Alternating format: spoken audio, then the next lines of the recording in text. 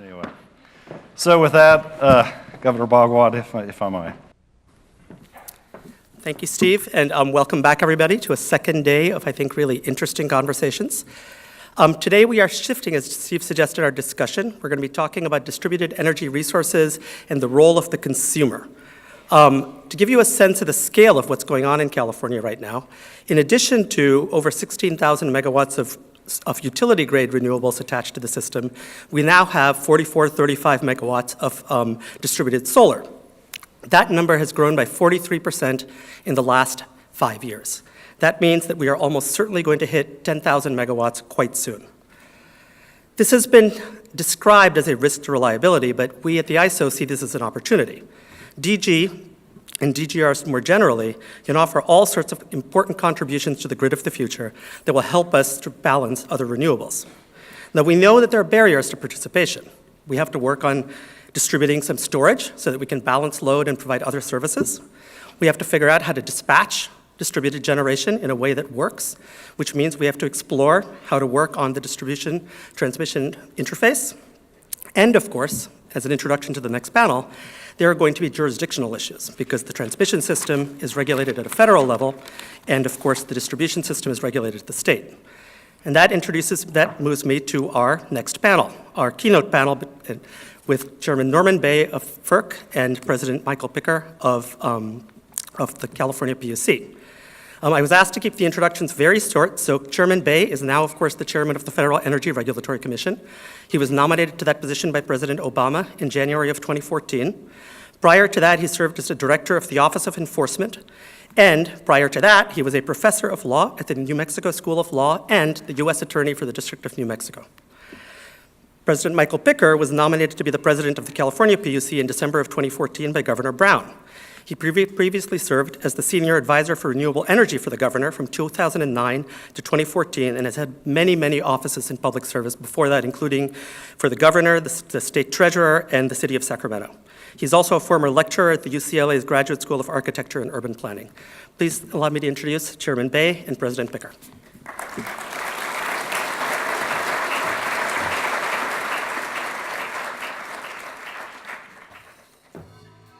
Well, I have the distinct honor of moderating this. This is something I tried to delegate about 15 times, and I was wholly unsuccessful at doing it, but I'll do my best. Norman, Michael, really appreciate you joining us here today. I think there's some important things to talk about. And the way we really want this panel to work is a conversation between the two of them. Hopefully I won't have to do anything, and that's kind of how I envision this working. But I do think, though, there are a lot of important issues, and I think it's important to kind of start with the landscape of things. Michael, you and I spend a lot of time in ground zero of distributed generation development. I'm interested in your views on how you think that will continue to grow. As Governor Bhagwat indicated, we have probably on the order of 5,000 megawatts of distributed generation on the system, and it seems to be growing on leaps and bounds on a regular basis. So how do you see that landscape continuing to develop? It will continue to develop.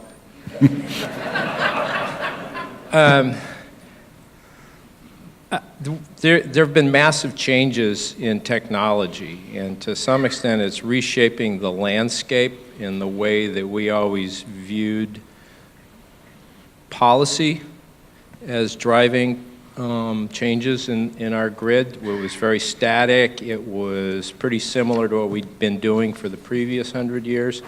And now you have, rather than a dialogue between the Ferc and the state of California about large-scale hydropower storage, we have thousands and thousands and thousands of people trying to figure out how they can fit distributed batteries onto the sites of their property and operate it to their advantage.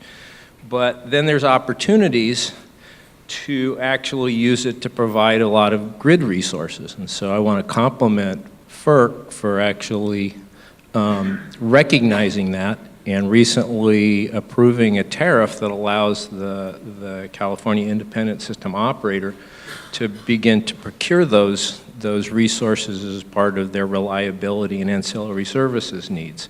And all this is happening from the bottom up. It's not something that we conceived and drove. We sometimes enable it, but it's transforming the way that we relate to energy as much as we are transforming it. And so part of my question is, because I never get to talk to my partners freely about big ideas in forums, is how do you actually track these things? How do you prepare for them? How do you accommodate them when they come your way? How do you know when to engage and try to shape these kinds of transactions, or forestall them because they represent risks that are unwarranted? How do you have that conversation? I can't find them in the documents that are briefed before me. And, that means that every decision we make is inherently limited because the people who come before us just haven't had a chance to think it through. They were just busy responding to us. So I think, Michael, that you raise a really important question, because obviously at Ferc we have to be aware of the very important changes that are happening in industry. If you talk to anyone in industry, they will tell you that they think that this is the greatest period of change that they've ever seen in their entire careers. Many have even described it as a period of transformative change. And so we need to be cognizant of that, and we need to be thinking one or two steps ahead to how that might impact the wholesale markets, and how the resources that are being developed at the distribution level can be optimized to provide value at the wholesale level. And so we have a variety of ways of staying on top of developments in the markets and in industry. One is that we have an office called the Office of Energy Policy and Innovation. I have to give a shout out to my former boss, John Wellinghoff, who's here today. Where's John? Front row. Okay, John, it was John's idea to create OPI a few years ago when he was the chairman. It was a wonderful idea. It has given Ferc the ability to think about developments and then to be more proactive in terms of being innovative in our view of the markets and the way that the markets might need to evolve in response to these changes. In addition, we have an office that specializes in market oversight, and so they track broad changes that are happening in the markets and in industry. And then, of course, we rely upon stakeholders. We rely upon all of you. Some of I think the best meetings I've had at Ferc have been with the RTOs, ISOs, including Steve Burbrick, where they're telling me what they're seeing in their markets, but then also meetings that I've had with market participants where they say, look, this is happening in our region, these are the potential implications. Ferc, you need to be thinking about this, and at some point we may need to come in to you with a filing to fix some market rule that's not adequately responding. So we have a variety of sources of information, but I agree with you that it's absolutely indispensable, particularly in a time of change, that we be aware of what's happening in the markets. So these technologies are not only transforming the grid, but as I just pointed out, they're starting to erode the traditional barriers, the regulatory barriers, the statutory frameworks that separate the distribution system from the bulk transmission system. And therefore, we touch on each other in ways we never had before. What are the ways that we should also kind of recognize that the barrier between federal and state jurisdiction may also be eroding, and have better ways to talk about that and think about that? Do you have models that you have with other state? I'm sorry, but this is the only chance I get to have to talk about big ideas. I'm going to go. Yeah. And so many of our conversations are actually precluded by the rulemaking processes that this is probably the safest place in front of 1,000 strangers to ask all these questions. At least it's open and transparent, for sure.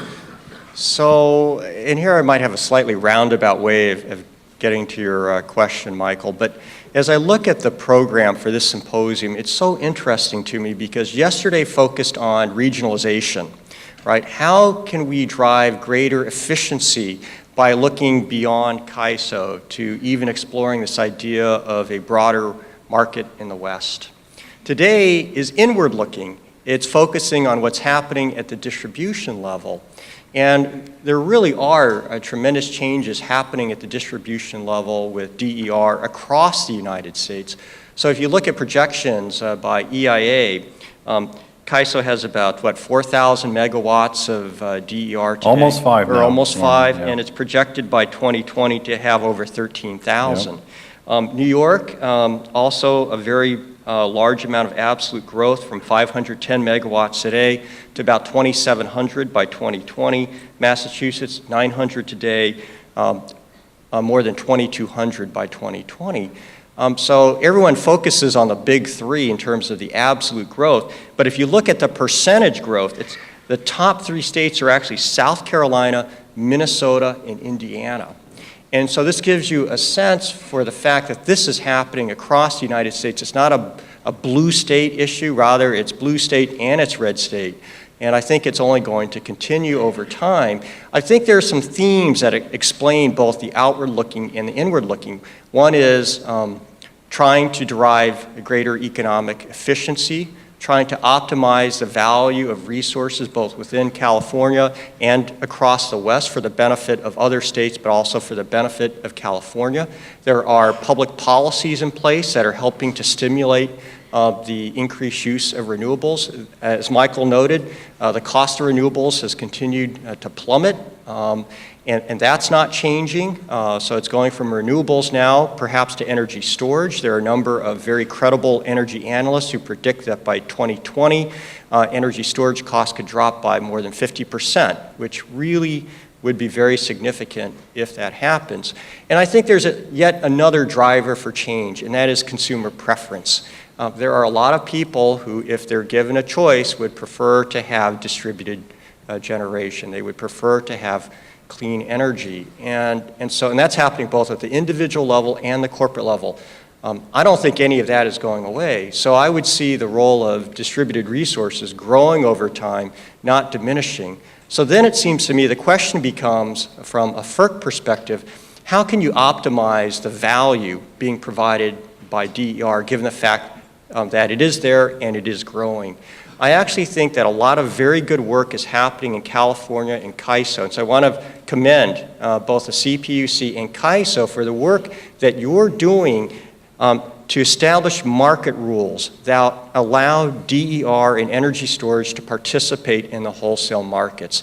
So yes, there are some questions now regarding jurisdiction, but I think that there is a way of resolving them under the Federal Power Act, where if the resources are aggregated, as we've seen in the DRP filing, the DERP filing, so that's more than half a megawatt, and they follow the dispatch instructions, that they can participate in the wholesale markets. So this is the kind of thinking that has to occur, I think, in order to optimize the value being provided by distributed resources. I think that there's a way of doing that, and I think a lot of good work is happening here in California.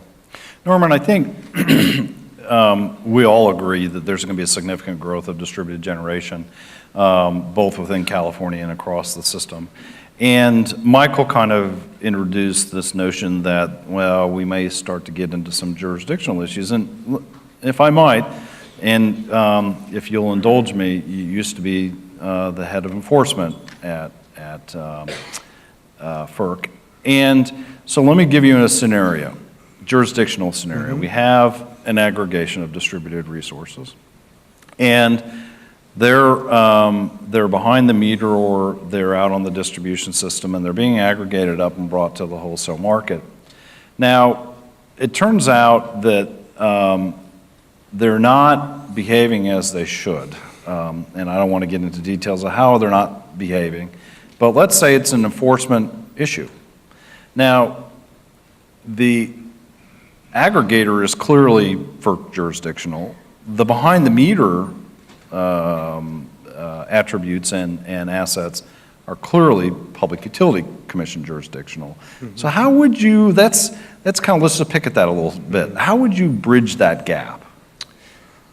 So I think that's... Enforcement is the best example I can get of who's got jurisdiction. I think that's a very good question, and I view FERC basically looking to what it did with demand response and allowing demand response to participate in the wholesale markets as a template for the way in which we might think about other distributed resources.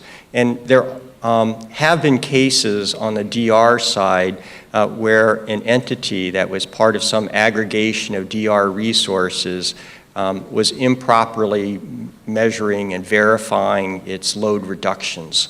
It's a great example. And in that case, FERC pursued an enforcement action because under our anti-manipulation authority, we have to show that the conduct has a nexus to the wholesale market. So you don't necessarily have to be an entity that is engaging in the wholesale transaction itself, as long as your conduct has this nexus to the wholesale markets. So I think that there is a template there for us to examine that kind of conduct and to pursue an enforcement action if necessary.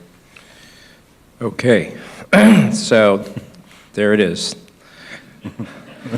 I guess, I mean. That's what we're looking for. Does the fine go to the feds or to the state general fund? It always comes down to the money. It always comes down to the money. You know, actually what does happen is that we always seek disgorgement so that the entities that have been harmed to the best of our ability are made whole. And then if there's a penalty, that goes to the Treasury. Well, let me ask you slightly differently, because this is something that we are at the brink of here, which is that at some point there you have thousands of these transactions taking place within the distribution system between different distributed customers. You have a commercial establishment that has some demand resources that's actually selling it to another commercial establishment or to the utility. But then you have aggregators who begin to bring these together, and under the new tariff you designed and follow-ons, selling it to the ISO as part of a system resources. So eventually those algorithms that drive that software that manages all these transitions, all the tariffs that it's based on, at some point, who really monitors that? Who really decides whether those are fair tariffs? Who really begins to, and clearly we're both going to actually have interests in the market monitoring. How do we actually get together to figure out how to do that? So I think that's a great question. I think an awful lot of monitoring occurs. Certainly it can occur at the state level through a state commission, through the conduct of state regulators.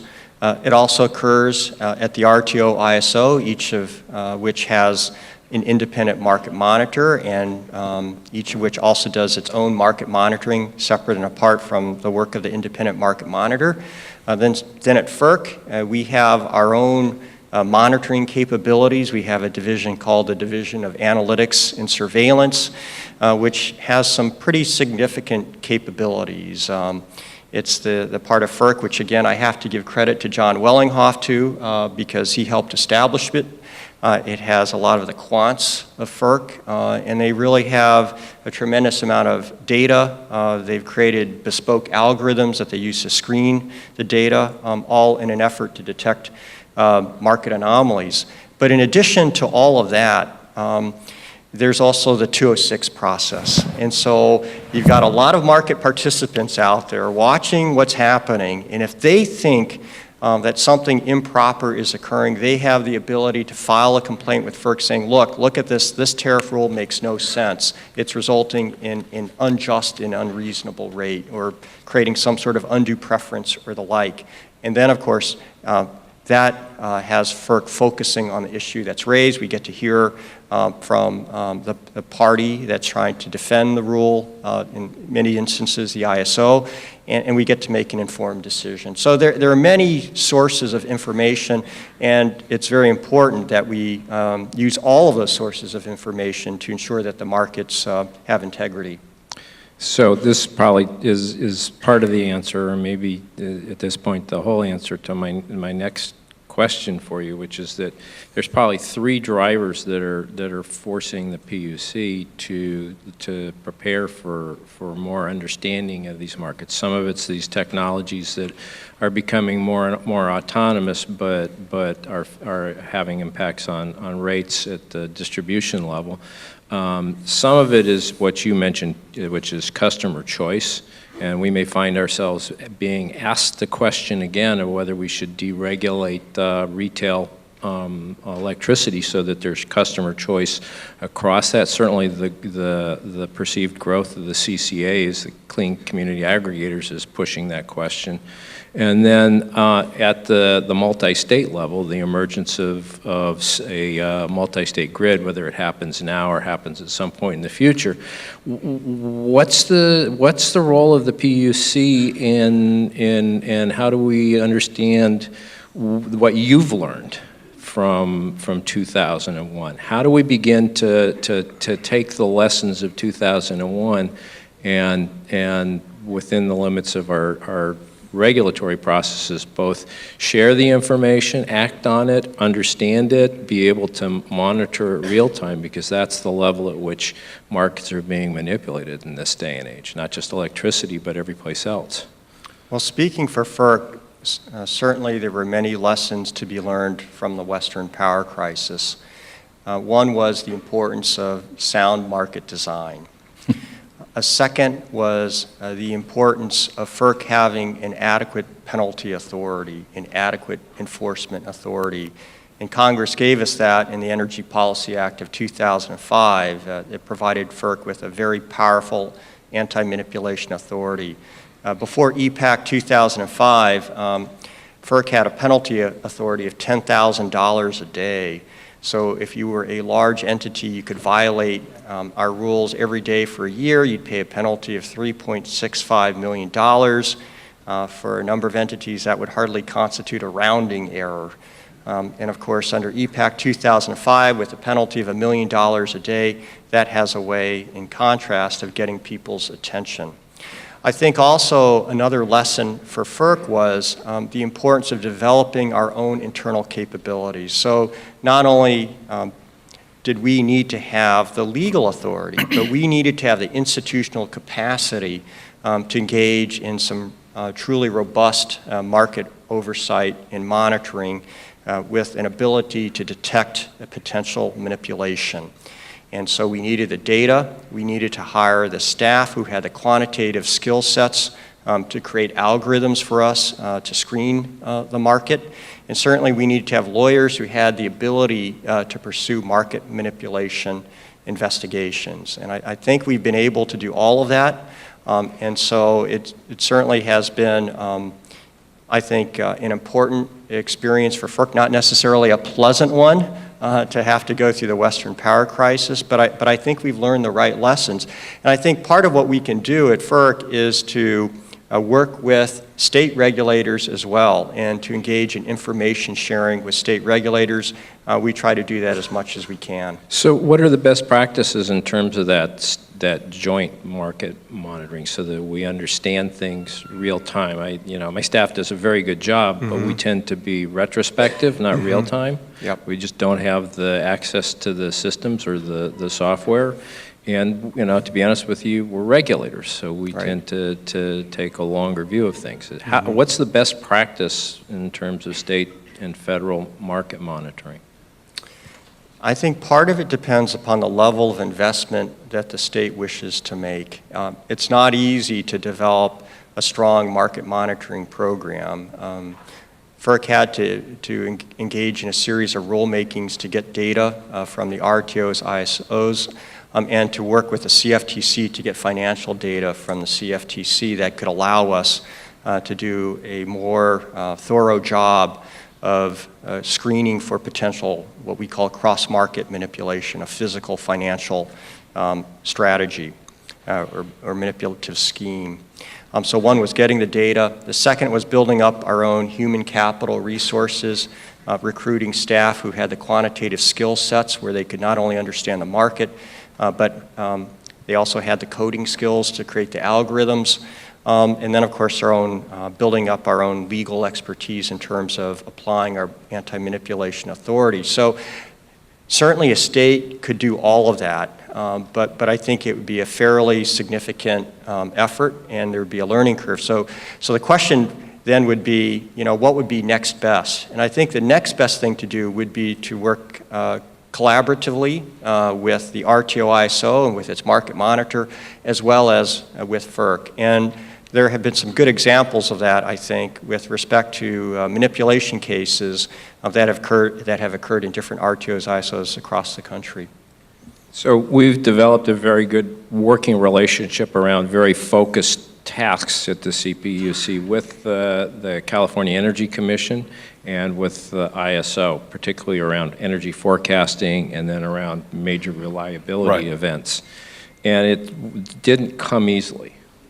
It took a lot of work. So I guess my comment would be that these we have very good quantitative analysts. What we don't have is that fast data mining, and we certainly don't have real-time access to the consumer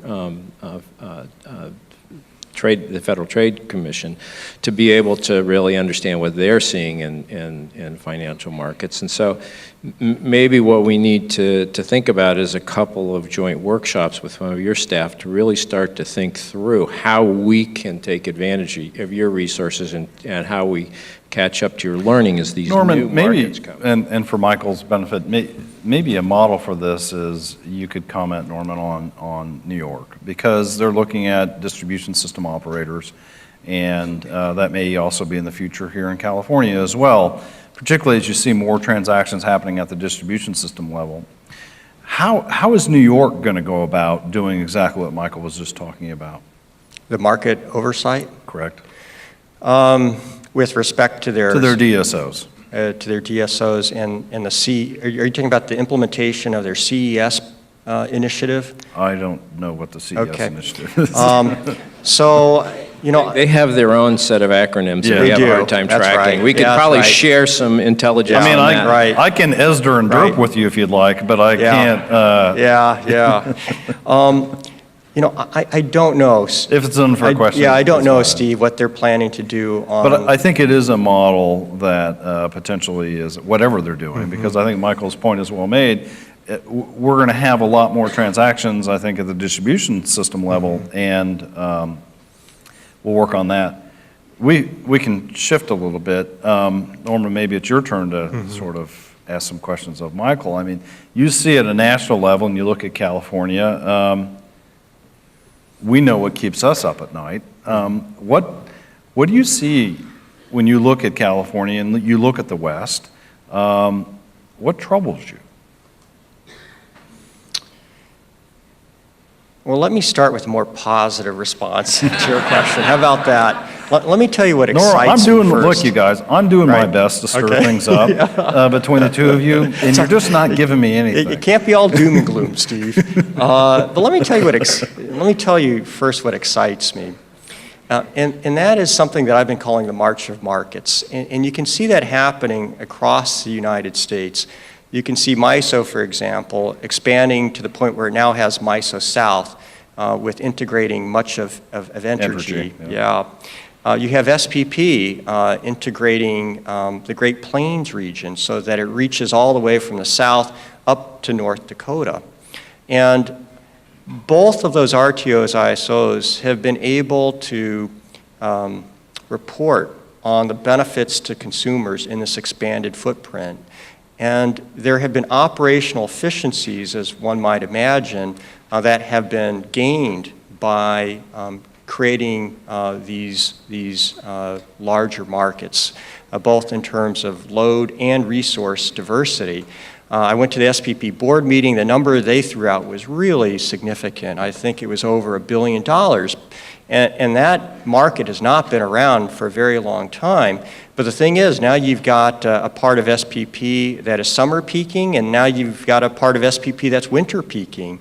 And so that load and resource diversity is quite helpful.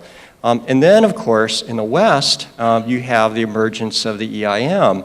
And I really want to thank everyone in this room who's been part of that EIM initiative. It's very exciting. And I know that there are discussions underway for more entities to join the EIM. That CAISO did a study documenting $88 million in benefits, reduced curtailment of renewables, reduced need for certain kinds of ramping resources, all because of the ability to flow energy in the EIM. And of course, now there have been discussions about regionalization.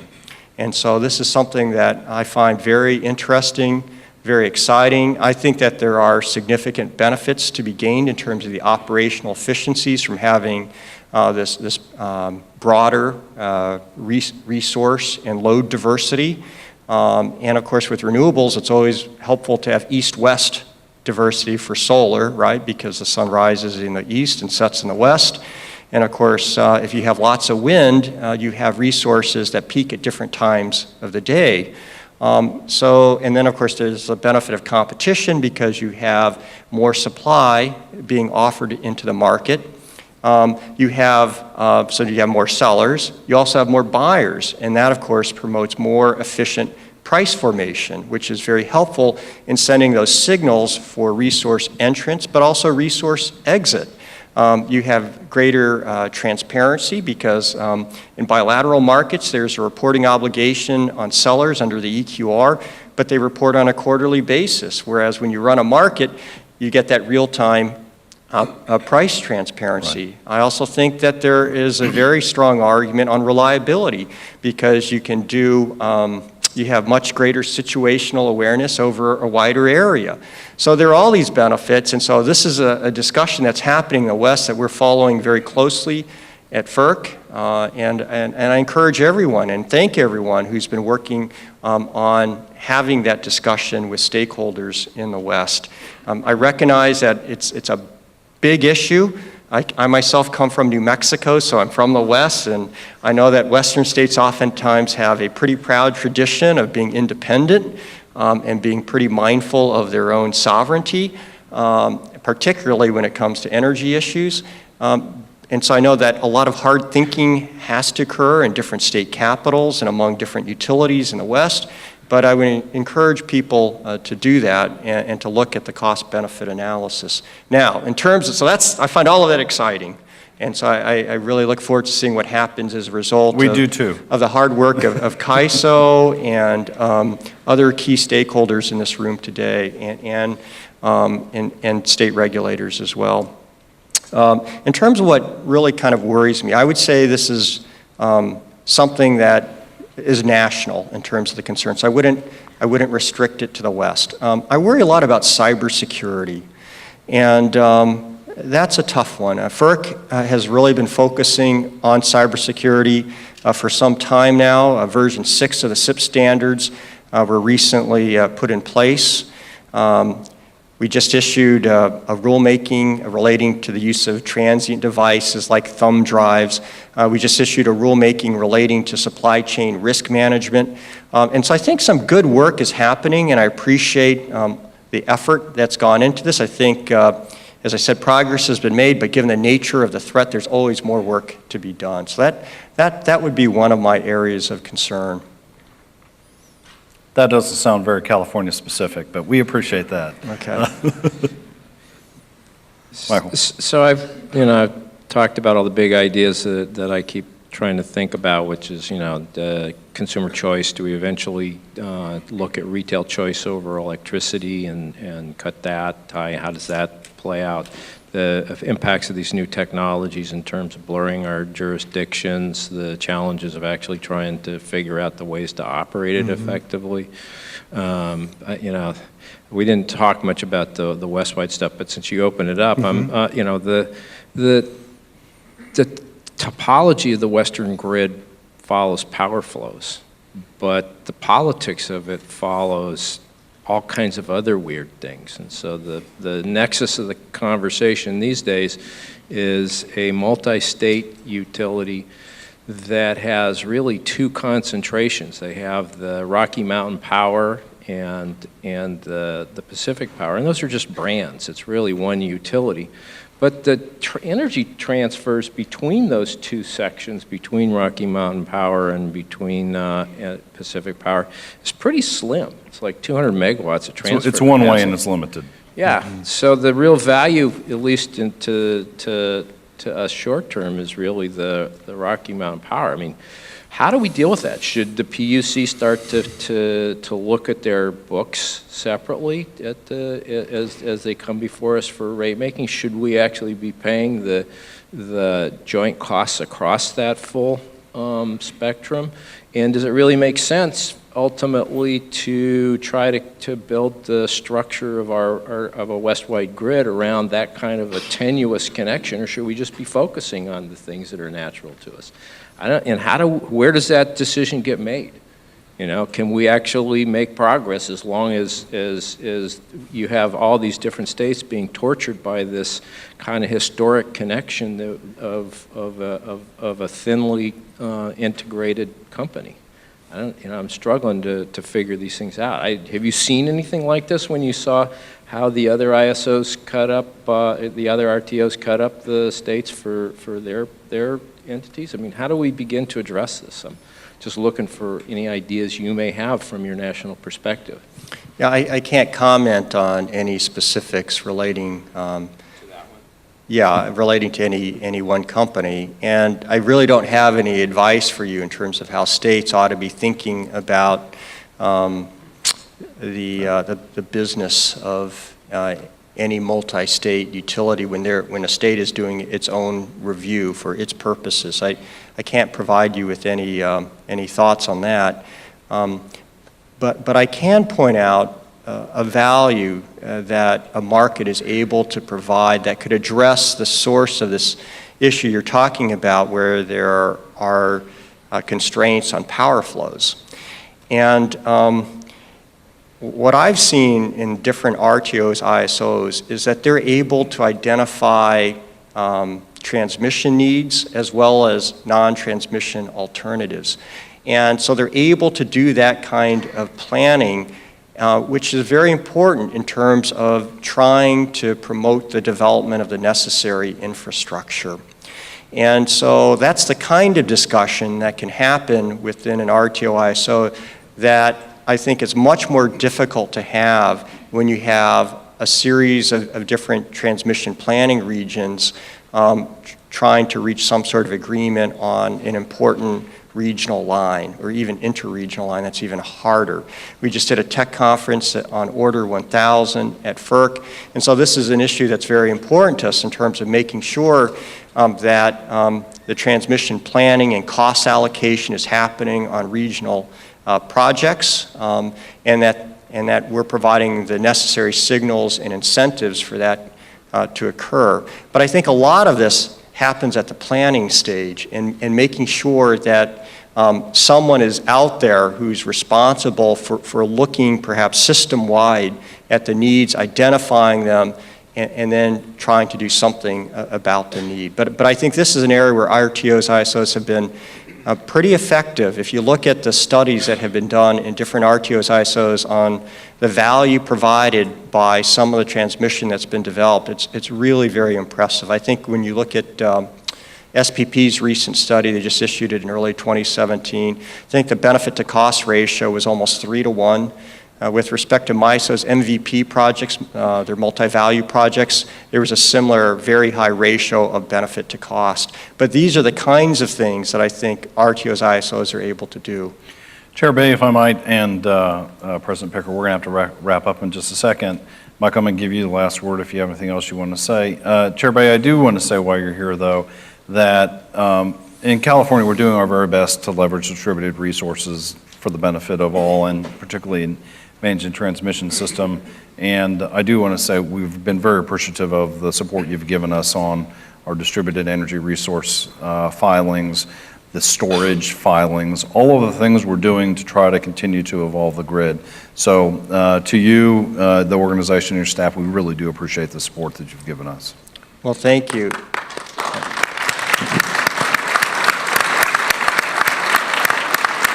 I know if I can even go back a number of years, we initiated the policy type of a transmission project as well. Something FERC supported too, to be able to facilitate the renewables development. So thank you for that. Michael, any final shots? I just want to call out the work that the CEC, the ISO, and the CPUC have been doing together through this Renewable Energy Transmission Initiative 2.0. It's a follow-on to our first real regional planning effort in California around renewables, connecting to resource areas that were not traditional transmission targets, both within California and strengthening some of the connections out of state. The next report ought to be out fairly soon. It's high level, it's conceptual, it's not designed to be a regulatory document other than more a sifting of information that's out there. And if you haven't had a chance to look at it or talk to Brian Turner, I think that it's here. You probably might also check in with Carl Zagella, who is and Dave Olson, who are architects of the previous Renewable Energy Transmission Initiative. Right. It does tend to mirror some of the work that our friends from Europe have done around their European-wide globe transmission initiatives. But I also have to mention that Commissioner Carla Peterman became a mom yesterday. I mean, how cool is that? Unfortunately, the discussions we had about reform at the CPUC did not address a sixth commissioner, and I think it's going to work out over time. And I'll also point out that as soon as we clear out of here, this is going to be the location of the California Beer Summit. So we should have started with them. Chair Bay, President Picker, really appreciate that. Chair, yeah. please. I have one final comment. First, I think I'm going to stay later than I thought in Sacramento to catch the beer conference. But more importantly, it's always easy to focus on the areas of potential tension between state, federal authority.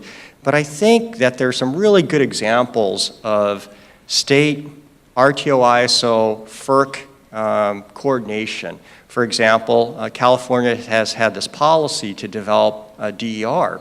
And that signal has been pretty consistent, and it's led to 5,000 megawatts of DER in California. And so CAISO, working with state regulators and with stakeholders, has looked to try to optimize the value being produced by that DER, and then has come up with a way to allow DER to participate in the wholesale markets, and that of course is your DERP filing. Right. Or you look at what California has done with energy storage. In 2013, California says that there has to be 1,325 megawatts of storage online by 2020, right? And so there's tremendous value there, not only at the distribution level, but also at the grid level. And so CAISO responds to that by coming to us with a different filing, with the Esther filing, right? Yep. And we just completed phase one of that filing. And so I think this is actually a really good example of the ways in which developments at the state level can be accommodated at the federal level with a value optimization occurring. And so I look forward to working with you, Michael. It's been great working with you when you've been president of the CPUC.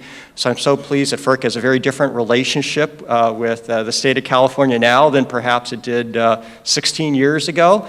And I certainly have very much appreciated your leadership at CAISO, Steve. Appreciate that. So thank you. Thank you.